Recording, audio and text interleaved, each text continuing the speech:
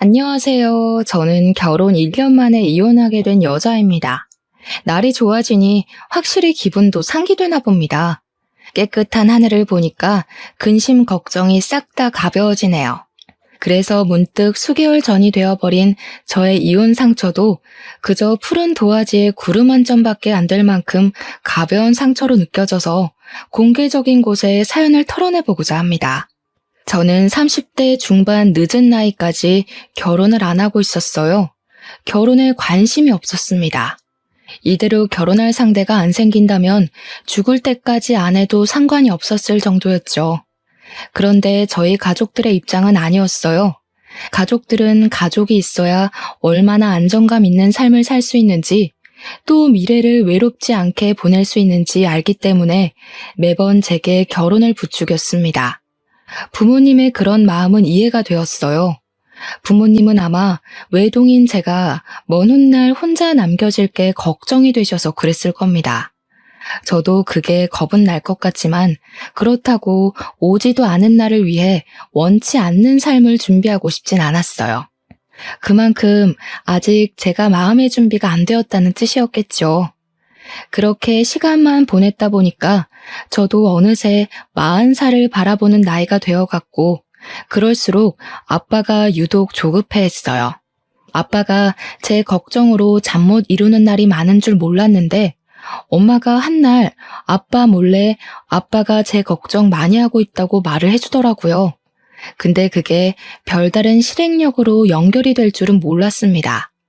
어느 날 아빠가 갑자기 소개팅을 잡아왔더라고요.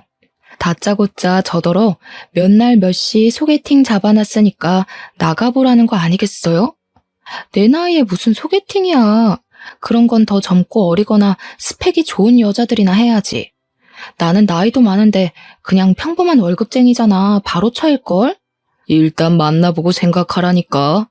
그쪽에서 네가 무슨 일 하는지 몇 살인지 그런 기본 정보는 다 알고 있어.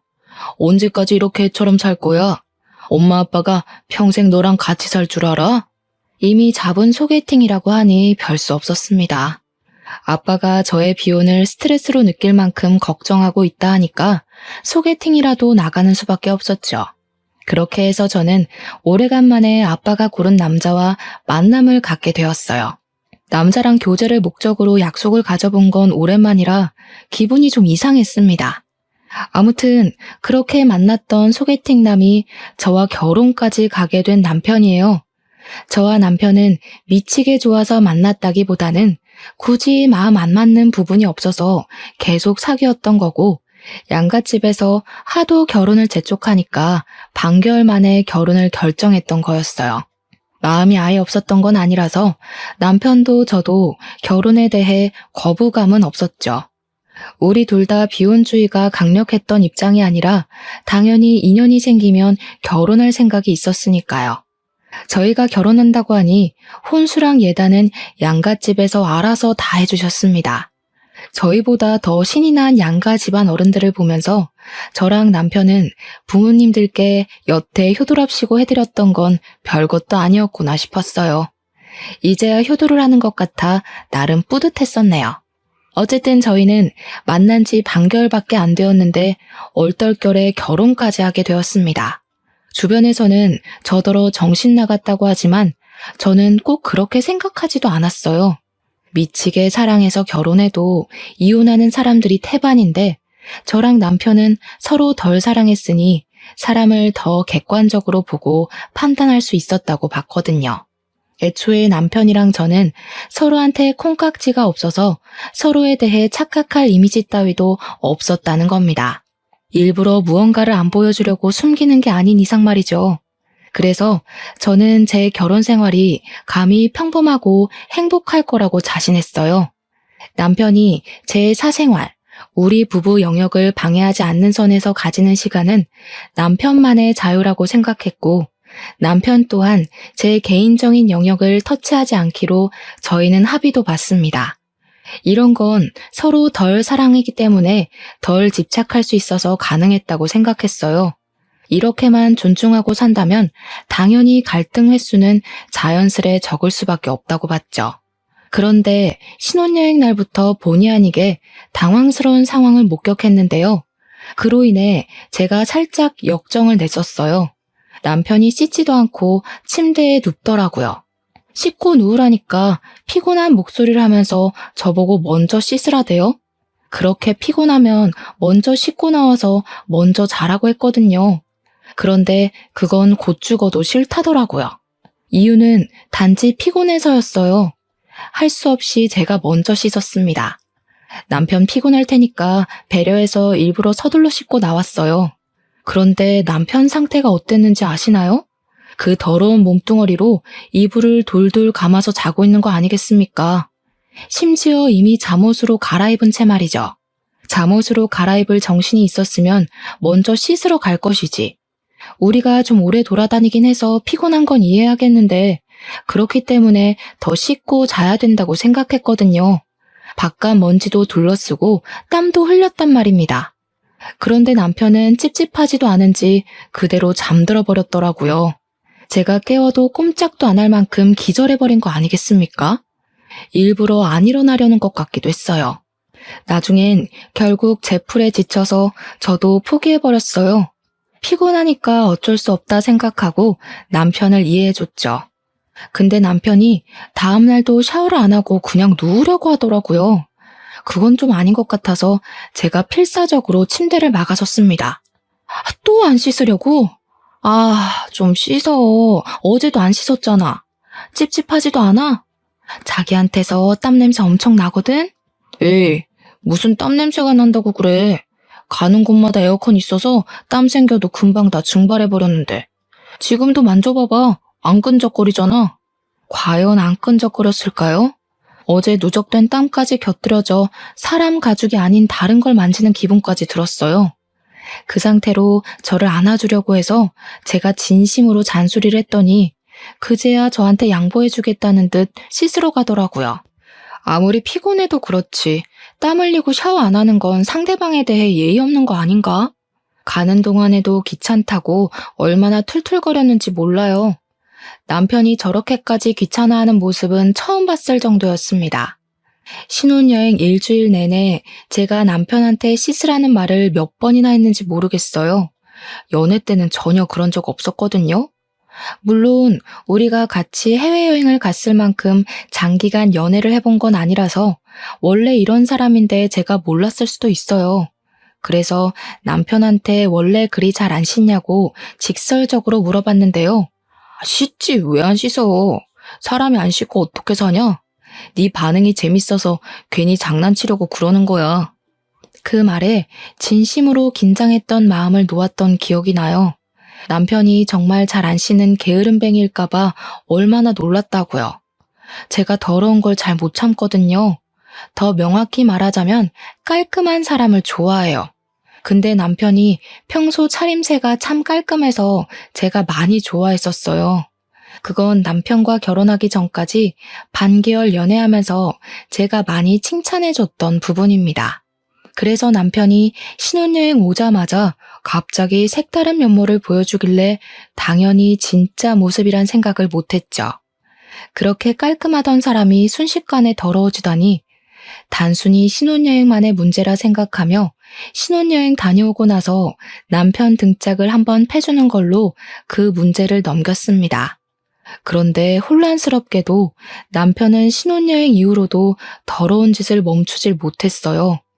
제 반응이 재밌다는 걸 핑계로 일부러 더 더러운 짓을 계속 자처했습니다. 그때마다 제가 남편을 질책하면 남편은 그저 미안하다고 실실 웃을 뿐이었죠. 그래도 그때까지는 여전히 남편이 장난치는 거라 생각했었어요. 그러나 본격적인 부부 생활을 시작하면서 저는 남편이 씻는 것에 진심으로 게으르단 걸 알게 되었습니다. 제 반응 때문에 장난치는 것이 아니라 제 반응을 핑계대면서 진짜 귀찮아하는 것이란 걸 눈치챘단 거죠. 어느 날 하루였어요. 남편이 자기 전에 화장실을 다녀오는데 회색 바지에 물기를 묻혀온 겁니다. 심지어 손을 바지에 벅벅 닦으면서 들어오더라고요. 잠자리를 준비하던 저는 남편을 보면서 순간적으로 몸을 일으켰어요. 바지 앞에 물 뭐야? 설마 소변 아니지? 설마 다 큰 어른이 그렇게까지 칠칠 맞은 짓을 했을까? 손 씻다가 흘린 거야? 소변 맞는데? 실수로 좀 묻었어. 여자들은 모르는 나만의 고민이야. 이런 건 예민한 부분이니까 웬만하면 지적하지 말아줘. 남편은 뭐가 그리 재밌는지 키들거리며 침대로 올라오려고 했어요. 저는 진심으로 너무 더러워서 머리털이 솟는 기분이었습니다. 얼른 일어나 남편이 침대에 못 올라오게 막았어요. 아까 손을 바지에 닦는 것 보니까 손도 안 씻은 것 같더라고요. 저는 남편을 방 밖으로 떠밀면서 가서 씻고 오라고, 안 그럼 밖에서 자게 할 거라고 내쫓아 버렸어요. 그랬더니 남편이 피곤했는지 살짝 귀찮아 하더라고요. 약간 짜증나 있는 것 같기도 했습니다. 결혼까지 해놓고 왜 이제 와서 유단이야? 더 이상 서로 잘 보이려고 안 해도 되잖아. 우리 이젠 좀 편하게 살자. 나도 너 약점 다 눈 감아 줄게. 뭘? 이건 약점이 아니라 기본 예의거든? 네가 이렇게 소변 묻히고 다니는 거 언제 나한테 보여준 적 있냐? 보고 싶지도 않은데 지금 본 것도 진짜 너무 충격적이거든? 내가 말 안 했었나? 나 손 안 씻고 네 손 잡은 적은 많은데 어쩐지 좋다고 잘만 잡길래 그런 거 거부감 없는 줄 알았네. 그 말에 제가 대꾸도 못하고 충격받고 있으니까 남편이 저를 보곤 웃음을 빵 터트리더라고요. 그러면서 저보고 자기가 손 씻었는지 안 씻었는지 모르지 않았냐면서 아주 적반하장으로 나오는 겁니다. 진심으로 기분 상한 내 표정은 보이지도 않는지 남편은 손을 씻고 방에 들어가 누울 때까지도 낄낄거렸어요. 일단 이미 지나버린 일이니까 앞으로 주의시키는 게 더 중요하다고 생각해서 저는 남편에게 확실히 제 의사를 말했어요. 그리고 저는 이날의 악몽이 겨우 불길함의 시작이었다는 게 아직도 충격입니다. 쎄한 기분에 시동이 걸리더니 시간이 갈수록 남편은 잘 안 씻는 걸로 모자라 그냥 위생 상태가 개쓰레기급이라는 걸 스스로 증명해 나갔어요. 제가 결혼한 사람이 맞나 싶을 정도로 낯설었습니다. 어째 같이 살면 살수록 모르는 이 같아지는 건지 참 알 수 없는 일이었죠. 남편은 대변도 깔끔하게 못 닦아서 이상한 냄새를 달고 다녔고 희한할 정도로 옷을 잘 안 갈아입었습니다. 그리고 신혼여행 때처럼 땀을 흘리더라도 식어버리면 샤워를 안 하는 거는 물론 하다못해 발조차도 안 씻었어요. 그래서 남편이 지나다니는 곳마다 발냄새가 온 바닥에 찍혀서 향이 진동을 합니다. 제가 씻으라고 잔소리를 해도 그때뿐이었어요. 남편이 알겠다고 해놓고 저 안 보는 사이 자버리거나 씻었다고 거짓말을 치면서 냄새를 맡아보라 장난을 칩니다. 장난도 한두 번이지 사람 예민한 문제를 갖고 계속 건들면 화가 나기만 하잖아요.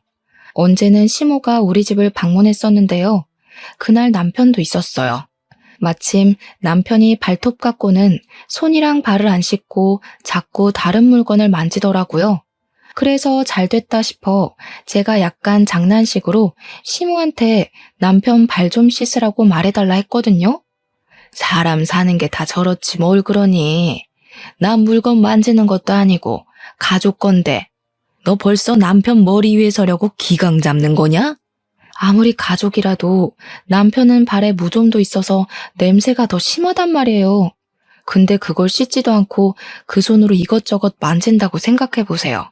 다들 가족이란 이유만으로 이거 다 포용해 주나요?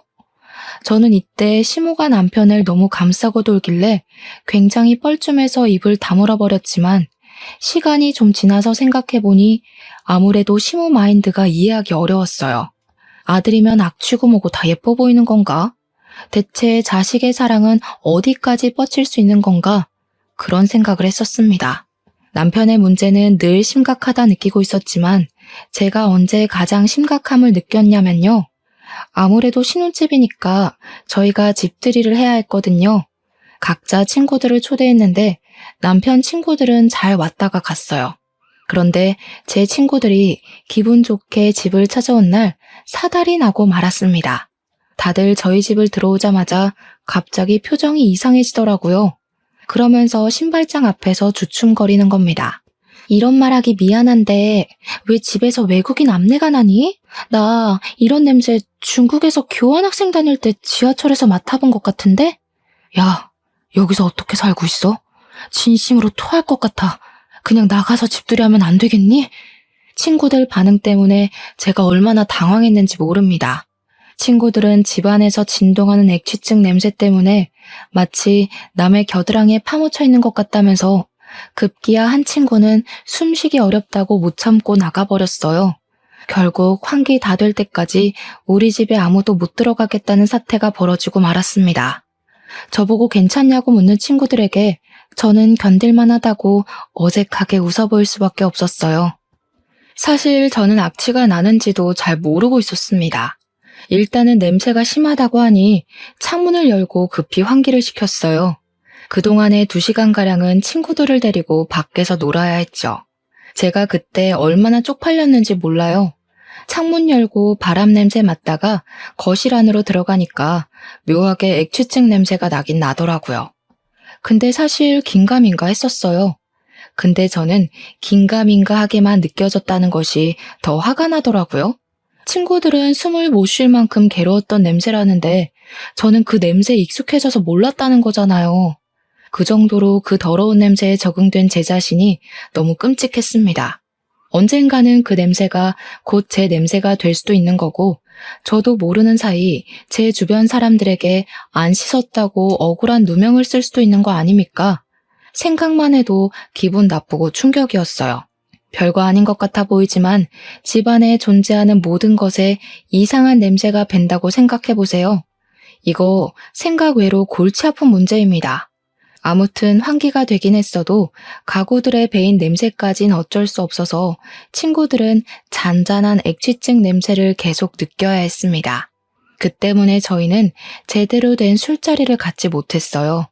친구들이 음식에서 액취증 냄새가 나는 기분이라면서 입맛이 뚝 떨어진다고 하더라고요. 저 같아도 음식 먹는데 겨드랑이가 떠오르면 입맛이 없어질 것 같거든요. 친구들이 대체 이런 냄새 왜 나는 거냐고 저한테 조심스레 물어보기도 했는데요. 그때 저는 순간 제 남편을 언급하는 게 창피해서 사실을 숨기고 말았어요. 잘 모르겠다고 그리만 둘러댔죠. 그러니 친구들은 장난친다고 혹시 외국인 우렁각시 사는 거 아니냐, 외국인 하숙생 있는 거 아니냐, 남편이 외국인 아니냐, 온갖 외국인 얘기를 다 갖다 붙였습니다. 저도 부산에 놀러가서 해운대의 한 실내 공간에서 외국인 특유의 겨드랑이 체향을 맡아본 적이 있거든요. 그들이 있던 공간에만 들어가도 그 냄새가 가득하더라고요. 친구들이 대충 무슨 기분을 느끼고 있는지 알 것 같았어요. 그래서 우리 집에 오래 있다가 가라는 말도 할 수가 없었습니다. 저는 결국 악취 때문에 집들이를 망치게 되는 사태까지 벌어졌어요. 그렇게 씻어달라 부탁했던 남편은 친구들이 집들이 온다고 했던 그날도 씻지 않았습니다. 퇴근하고 집에 들어오자마자 남편은 친구들한테 인사만 하고서 바로 안방에 들어갔어요. 아마 또 씻지 않은 몸으로 침대에 올라가 누웠겠죠. 상상만 해도 이미 저의 한계치가 턱 끝까지 차올랐습니다. 그 시점 안방에 있던 남편이 코미디 프로그램을 보면서 웃는 목소리가 들리더라고요. 더는 못 참겠던 저는 한 소리 하기 위해서 안방으로 향했어요. 문을 열었더니 남편이 무좀 걸린 발을 긁으며 그 손으로 리모컨 만지는 걸 목격했습니다. 저를 본 남편은 친구들 잘 보내줬냐고 속 편한 소리만 해댔어요. 저는 이대로는 더 이상 변화가 없을 것 같아서 결국 남편한테 최후의 선언을 하였어요. 아무래도 당신 좀 심한 것 같다. 이렇게 살다간 나까지 후각이 고장날 것 같아. 당신 병원에 날 잡아서 액취증 수술하러 가자. 뭐? 뭔 수술? 내가 수술을 왜 해? 나 얼마나 건강한데. 그리고 쓸데없이 겨드랑이 뭐하러 수술하냐? 돈이 남아 돌아? 사람 죽는 것보단 돈이 빠듯한 게 나아. 지금 이 방에도 악취가 진동을 한다고. 내 친구들이 오죽했으면 우리 집에 외국인 사냐고 물었겠어. 그 와중에 남편이 무좀을 얼마나 긁었으면 까만 이불에 발에서 떨어진 각질들이 나뒹굴고 있었습니다. 그마저도 제 눈에 엄청 거슬렸어요. 남편은 혼자 쓰는 침대도 아니면서 꼭 한 번씩 저런 식으로 이불에 더러운 짓을 저질렀습니다. 제발 무좀 관리도 좀 받아. 무좀도 배우자한테 옮길 수 있다는 거 몰라? 그리고 더럽게 왜 자꾸 잠자는 자리에서 발을 긁고 난리야. 당신 때문에 나까지 무좀 옮으면 나 진짜 집 나가버린다. 제가 악에 받쳐서 소리치자 남편은 그제야 자기 발 각질 때문에 그러냐면서 이불 위에 있는 이물질을 탈탈 털어서 바닥으로 죄다 떨어뜨렸습니다. 그 모습을 보는데 정말 기가 막혀서 말이 안 나오더라고요. 내가 안 씻어서 그런 거지 수술은 뭔 수술이야. 나도 누구 만나거나 필요할 땐 씻어. 특히 양치는 매일 하고 있고 한 번씩 사우나 가고 싶으면 씻고. 그게 다야? 고작 그런 걸로 떳떳하다 자랑하는 거냐? 다른 사람들은 매일 씻는 걸 도대체 당신은 왜 못해? 매일 씻는 건 상식이라고. 그거 다 편견이야. 나 봐. 매일 안 씻어도 엄청 건강하잖아. 그리고 씻어봤자 일하러 가면 5명 보는 게 다인데 뭐하러 굳이 때 빼고 광내겠어? 남편은 부동산 사무실에서 일하고 있습니다. 찾아오는 사람이 그리 많지 않아서 출근하면 잠만 잔다는 걸 우연히 들었어요. 남편이 복장은 깔끔하게 입는 편이라 사람들이 겉으로 보기엔 멀쩡한 줄 압니다. 향수를 얼마나 뒤집어 쓰고 다니는지 악취가 느껴지기 전에 향수 냄새에 놀라서 코를 막을 정도로 뿌려서 남편과 철썩 붙어있지 않는 한 웬만큼 냄새는 또 안 느껴지더라고요. 네 남편 냄새 난다고 동네방네 소문나는 것도 짜증나지만 한편으론 아무도 모르고 저만 길길이 날뛰는 것이 억울하기도 했습니다. 왠지 제가 예민해서 남편을 못 살게 구는 것처럼 비치는 것 같았거든요. 날 위해서 노력해줄 순 없는 거야? 내가 당신이랑 아무것도 못하겠다잖아. 우리 신혼인데 이게 뭐냐고. 날 아내로 생각한다면 수술 받고 무좀 약도 타먹고 노력하는 척이라도 좀 해. 갈수록 피곤하게 왜 그러냐. 우리 애초에 벗겨질 콩깍지도 없던 사이 아니었어? 나한테 실망할 것도 없는데 뭘 그렇게 몸서리를 치는데. 남편은 귀찮다고 제 말을 못 들은 척하며 그대로 누워서 자는 척을 했어요. 발 각질이 나뒹굴던 이불 위를 그대로 눕는 남편을 보고 저는 또 오만정이 다 떨어져 버렸죠. 이미 턱끝까지 차올랐던 한계는 제 이성을 그만 놓게 만들었습니다. 저는 끝내 그날 이후로 남편에게 각방을 선언했고 그제야 제가 성났다는 걸 인식한 남편은 얼렁뚱땅 미안하다는 말을 했습니다. 당연히 남편은 그 사과도 그저 말뿐이었어요. 저와 화해를 하기 위해 무언가를 행동으로 보여주는 건 전혀 없었습니다. 그렇다고 저희 부부 문제로 어른들에게까지 걱정 끼치고 싶진 않았어요. 그래서 각자 부모님 앞에서 티를 내진 않았습니다. 당연히 집안 행사가 있으면 문제 안 되게 착실히 이행했죠. 그나마 불행 중 다행이었던 건 시댁이 제사도 안 하고 명절도 안 지낸다는 것이었습니다. 두 분은 결혼하기 전에도 말씀하셨던 건데 명절 때마다 여행을 간다고 했었어요. 그래서 우리더러 친정을 가든지 여행을 가든지 알아서 하래서 그건 얼마나 좋았는지 몰라요. 결혼한 친구들도 저보고 유일하게 결혼 잘했다고 말해주는 부분이 바로 이 부분이었습니다. 그래도 남편이 친정에 가서는 우리 엄마가 시키는 대로 손도 씻고 나름 멀쩡한 사람인 척 하더라고요. 근데 그걸 보니 문득 나랑 연애할 때도 내가 보는 곳에서만 저런 식으로 멀쩡한 사람인 척 했겠구나 싶은 겁니다. 그 순간 잠깐 다스리고 있던 감정이 울컥 올라올 뻔했습니다. 뭔가 속아서 결혼한 기분이라고 해야 하나요? 신중하지 못해서 어른들 등살에 밀려 바로 결혼을 선택해버린 제 실수도 문제였지만 남편이 솔직하게만 말해줬어도 여기까지 오는 일은 없었을 텐데. 아무리 생각해도 화가 났어요. 친정에 있는 동안 내내 이걸 부모님한테 일러 바쳐서 합가를 해야 하나 심하게 고민했습니다. 그러나 결국엔 또 고민뿐이었죠. 그렇게 무려 5개월이 더 지났고 저랑 남편은 그때까지도 각방을 쓰고 있었습니다. 중간중간 남편이 몇 번 화해 시도를 했었거든요. 그런데 그때마다 제가 의견을 굽히지 않고 수술하라 했더니 남편이 끝까지 수술은 하기 싫다고 하더라고요. 자기는 그 정도로 심각한 사람이 아니래요. 안 씻어서 그렇지 씻으면 없어질 냄새라나 뭐라나. 그래서 그럼 매일 씻으라고 하면 그건 또 뭐라고 변명하는 줄 아십니까? 지키지 못할 약속을 해버리면 나중에 제가 더 크게 실망할까봐 감히 약속을 못하겠다고 하는 거 아니겠습니까?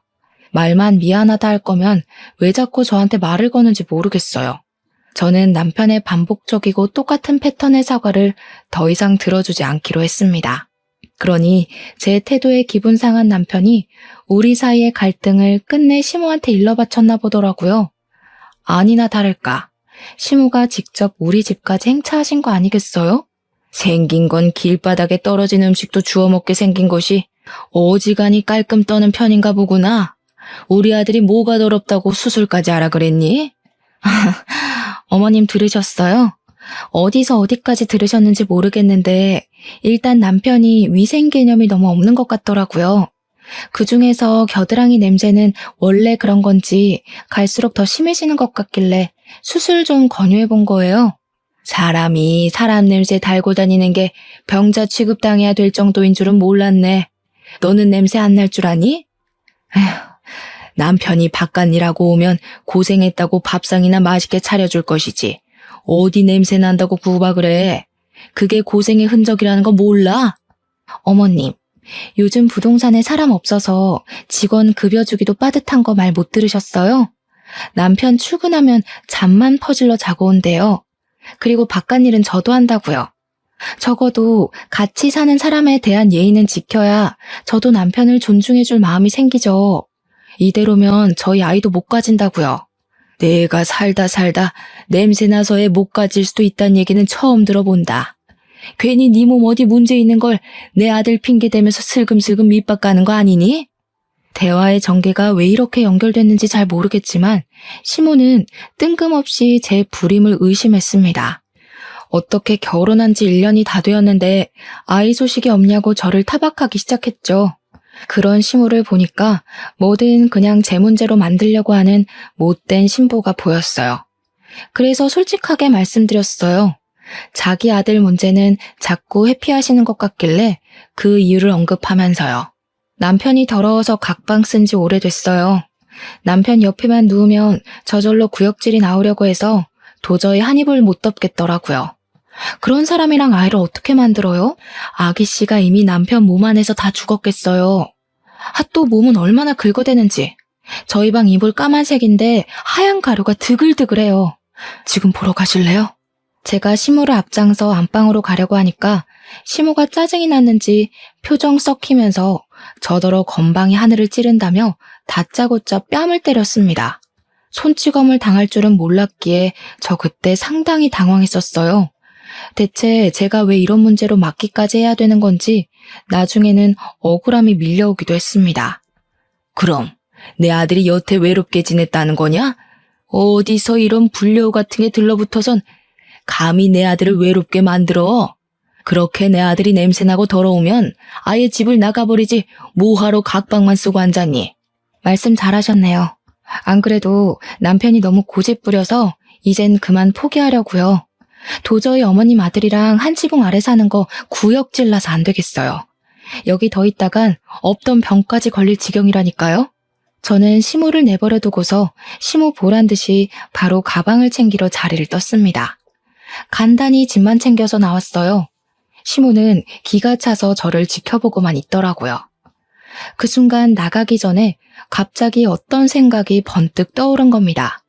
발길을 돌려 시모한테 다가가 냄새를 맡아봤어요. 그러니 시모가 기겁하면서 저를 기겁하면서 밀어내더군요. 어머님, 어쩐지 어머님은 이 집에 오랜만에 들어오는데도 아무렇지 않길래 이상하다 했어. 어머님도 앞내 너무 심각하네요? 솔직히 말해보세요. 주변에 사람들 안 오죠? 곁에 왔다 하더라도 아마 다들 속으로 욕했을걸요?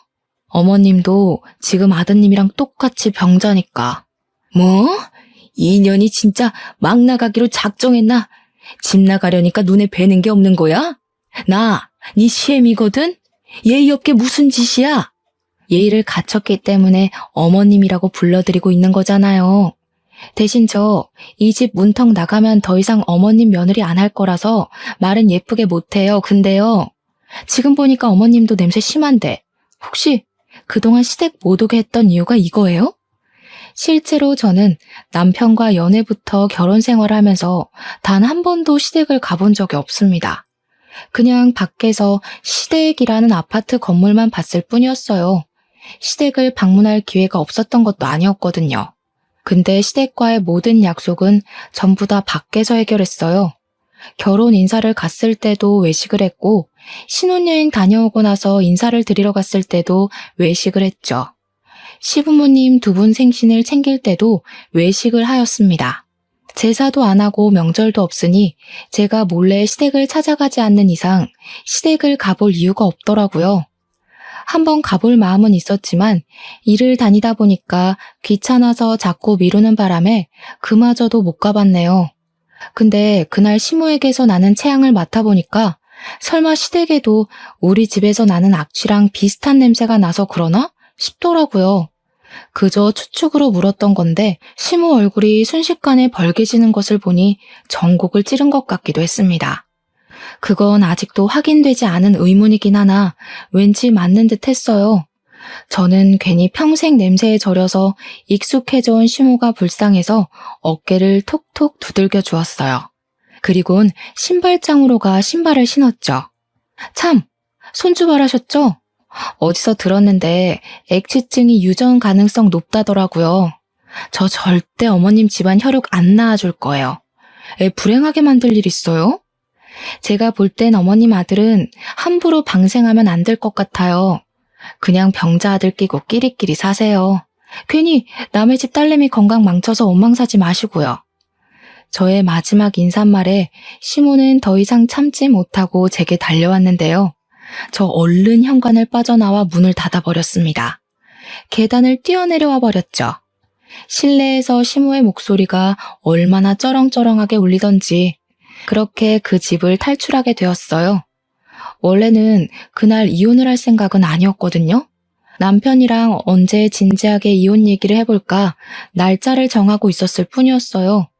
근데 마침 시모가 찾아와서 제 속을 들들 볶아주는 덕에 무작정 저질러버린 거였죠. 어쨌든 그날 친정으로 가자마자 남편한테 곱게 합의 이혼하자고 문자를 보냈어요. 그런데 의외로 남편이 당황해서 전화가 왔더라고요. 남편이 그동안 제 잔소리를 귀찮아해서 좋아할 줄 알았는데 느닷없이 저를 붙잡는 거 아니겠어요? 무슨 소리야? 이혼이라니? 각방 쓰는 것까진 내가 봐줄 수 있는데 이혼으로 협박하는 건 아니지. 아무리 우리가 적당히 좋아하는 마음으로 결혼했다고 해도 이렇게 쉽게 이혼하는 게 말이 돼? 결혼한 지 이제 겨우 1년 넘었는데 우리가 애초에 그 정도인 마음으로 결혼한 이유가 뭐였는데 서로한테 미쳐서 결혼하면 그만큼 서운한 것도 많아서 존중도 못 해주고 마음도 빨리 식어서 그런 거 아니었어? 나도 당신이랑 살면서 이딴 이유로 이혼하게 될 줄은 몰랐다. 그러게 적당히 했어야지. 네 멋대로 하고 살 거면 결혼을 왜 했니? 이미 너네 엄마랑은 말 끝냈으니까 거기랑 얘기해. 야, 일단 만나서 얘기해. 우리 엄마가 쓸데없는 소리 했지? 엄마는 무조건 부정적으로 얘기하는 사람이라서 귀 기울여 들을 필요 없어. 내가 다시 설명할게. 나 매일 씻을 테니까 우리 천천히 얘기해보자. 남편은 제가 시모한테 혼쭐 나면 고개 숙이고 한 발 물러날 줄 알았나 봅니다. 그랬는데 제가 바로 이혼 통보를 해버리니 당황스러웠겠죠. 근데 남편이 진짜 이혼만큼은 하기 싫었나 봐요. 남편 입에서 매일 씻겠다는 말이 나올 줄은 몰랐는데 의외였어요. 심지어 필요하면 수술도 흔쾌히 하겠다고 난리대요. 수십 번이나 기회를 줬는데 절벽 끄트머리로 내몰리니까 그제야 무서운가 보지? 그렇게까지 고집 부려야 말 듣는 놈이랑은 더 이상 못 살아. 비 맞춰주기도 싫고.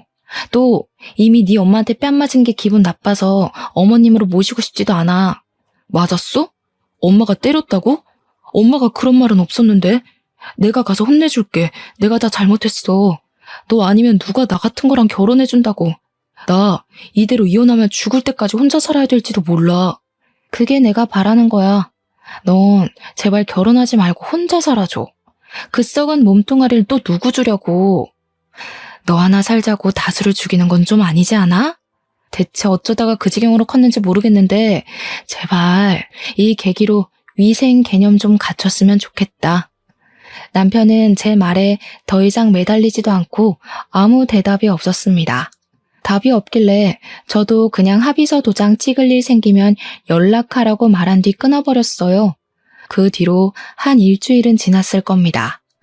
남편은 이혼 안 해주고 그 정도만 버티다가 결국 자기도 어쩔 도리가 없었는지 도장을 찍었어요.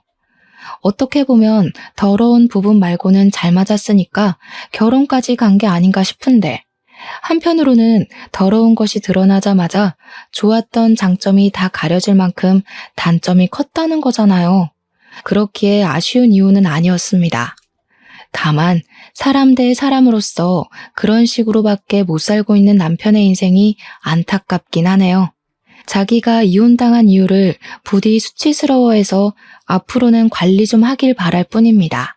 속은 시원했지만 저도 이혼을 했다는 것 자체는 참 상처고 속상한 일이었습니다. 한동안 직장 일도 손에 안 잡혔을 만큼 정신이 딴 곳에 팔려있기도 했어요. 그런데 저의 이혼에 대해서 저보다 더 가슴 아파하는 사람이 한 분 있었는데요. 바로 우리 아빠였어요. 제가 이혼을 해서 가슴 아파했다기보단 자기가 소개해준 사람이 그 모양 그 꼴이었다는 것에 죄책감을 느끼시는 것 같았습니다. 제가 괜찮다고 말씀드렸고 어른들의 부추김이 있었지만 결혼을 결정한 건 나와 남편이었다고 달래주었죠. 그런데도 아빠는 아무래도 제게 많이 미안했나 봅니다. 결혼한다고 다 안정적으로 살 수 있는 것은 아니라는 걸 제 결혼 생활을 지켜보면서 느끼셨던 것 같았어요.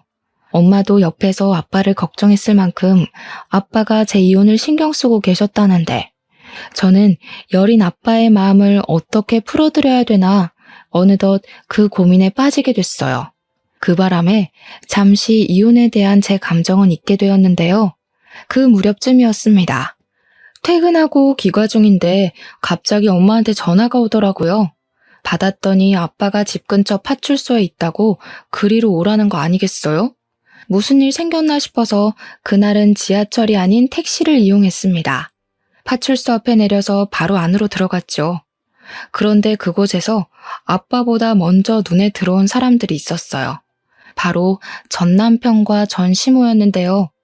그 사람들을 다시 본 것만으로도 당황스러운데 그것보다 더 당황스러웠던 건 따로 있었습니다. 전 남편 얼굴이 엉망이었다는 거예요. 제가 상황을 묻기도 전에 전 시모가 저를 발견하곤 벌떡 일어났습니다. 그리곤 제법 성난 얼굴로 달려들었어요. 갑자기 팔을 뻗어 무방비하게 서 있는 제 머리채를 잡고 흔들었죠. 남의 자식 건드릴 배짱이 있었으면 이 정도 각오는 했겠죠. 내 자식 저꼴 됐는데 가만히 있을 부모가 어디 있겠어요? 나도 내 자식 당한 것만큼 당신들 자식 똑같이 만들어버릴 거야. 오자마자 머리채를 잡히는 바람에 정신없이 당하기만 했는데 그때 아무래도 장소가 장소인지라 사람들이 우르르 달려들었습니다. 저랑 전 시모 사이를 당장 갈라놓았고 저는 그곳에서 아빠의 생경한 모습을 목격하게 되었어요. 아빠가 경찰들이 붙잡고 있는 전 시모 얼굴이 손바닥을 휘날려 버리더라고요. 그걸 보니까 굳이 설명을 듣지 않아도 누가 전 남편 얼굴에 상처를 만들어 놨는지 알 것 같았습니다. 뭘 잘했다고 말하는 꼬락서니까지 뻔뻔해서 내 딸을 모욕해? 이혼하면 다인 줄 알아? 애초에 바람 피워서 내 딸 인생 망쳐놓은 당신 아들이 맞을 짓 한 거 맞잖아. 내 딸이 무슨 죄야? 그 소리를 듣는데 머리를 한 대 맞은 기분이었습니다. 이게 무슨 소리지? 싶었어요. 저도 모르게 전 남편에게로 시선이 갔는데 전 남편이 저를 못 쳐다보더라고요. 곁에 있는 엄마가 설명해 주길 알고 보니 전 남편이 저 몰래 바람을 피우고 있었다 했습니다. 그것도 저와 이혼하기 전에 말이죠. 아빠가 그날 제게 전 남편 같은 사람을 소개해 준 게 미안해서 주선자와 만나 술 한잔을 했답니다. 주선자도 전 남편이 그런 사람이었다는 걸 아빠한테 들어서 알게 되었다고 해요. 두 사람은 본의 아니게 동병상련의 마음으로 서로를 위로하며 어쩔 수 없었다는 듯 그렇게 술로 마음을 달랬다고 했습니다. 그리고 자리를 마무리해 그 주선자를 먼저 택시에 태워보낸 아빠는 다음 택시를 잡으려고 했대요. 그때 우연히 전 남편을 보았다는 겁니다. 술이 몇 잔 들어간 아빠는 전 남편과 얘기를 하고 싶어서 전 남편을 불렀으나 전 남편은 누구를 만나러 가는 건지 걸음이 바빠 보였다네요. 근데 아빠가 그걸 계속 쫓아갔대요. 그리고 거기서 전 남편의 연인을 목격했답니다. 그걸 보면서 아빠는 좀 서운하긴 했지만 이미 이혼을 한 마당이니까 떠나버린 사이의 연애를 응원할 수밖에 없었다고 해요. 그렇게 걸음을 돌리려는 순간 전 남편이 하는 말 때문에 아빠가 그곳에서 전 남편을 향해 폭력을 휘두른 것 같았어요. 전 남편이 자신의 연인을 향해서 나한테 뭐라도 빼먹고 이혼하려 했는데 그러지 못해 시간만 허비하다 헤어졌다고. 이렇게 빨리 이혼할 줄 알았으면 차라리 합가해서 자기 엄마 집안일 쉬게 하고 나를 가사노동시킬 걸 그랬다며 키들거렸다는 겁니다. 그 얘기를 듣는데 전 남편의 더러운 습관을 조금이나마 안쓰러워했던 제 자신이 후회스럽더라고요. 저는 바로 전 남편한테 가서 풀스윙으로 가방을 휘둘렀어요. 귀싸대기를 제대로 맞은 전 남편은 그대로 의자에서 나가 떨어졌습니다. 나도 너처럼 더러운 새끼랑 사느라 손해만 봤는데 돈도 못 받고 이혼해서 억울하더라. 야, 고맙다. 가는 길 아쉽질 말라고 이렇게 위자료까지 챙겨주려고 하네. 덕분에 소송할 게 아주 쏠쏠해졌어. 그날로 저는 상간녀 소송을 준비하게 되었습니다.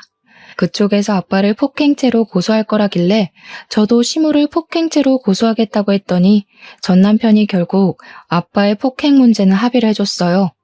이혼으로 끝인 줄로만 알았던 관계가 드디어 끝난 거라고 봐야 했어요. 만약 아빠가 알아내주지 못했다면 저는 전 남편에게 영원히 바보 전처로 기억되었을 거예요. 아빠는 저의 구세주입니다. 제가 지금도 그렇게 말해주고 있어요. 더러운 전쟁 같았던 제 사연 읽으면서 눈살 찌푸리진 않으셨는지요? 다른 무거운 고민과 달리 별 시덥지 않은 고민처럼 들렸을지 모르겠지만 제겐 일상생활이 송두리째 흔들렸을 만큼 괴로운 하루들이었습니다. 지금은 벗어나서 그저 평범한 삶이 감사하기만 하죠. 그러니 별것 아닌 것처럼 보이는 제 사연에도 응원 한마디씩 해주시면 감사하겠습니다. 들어주셔서 고마워요. 좋은 하루 보내세요.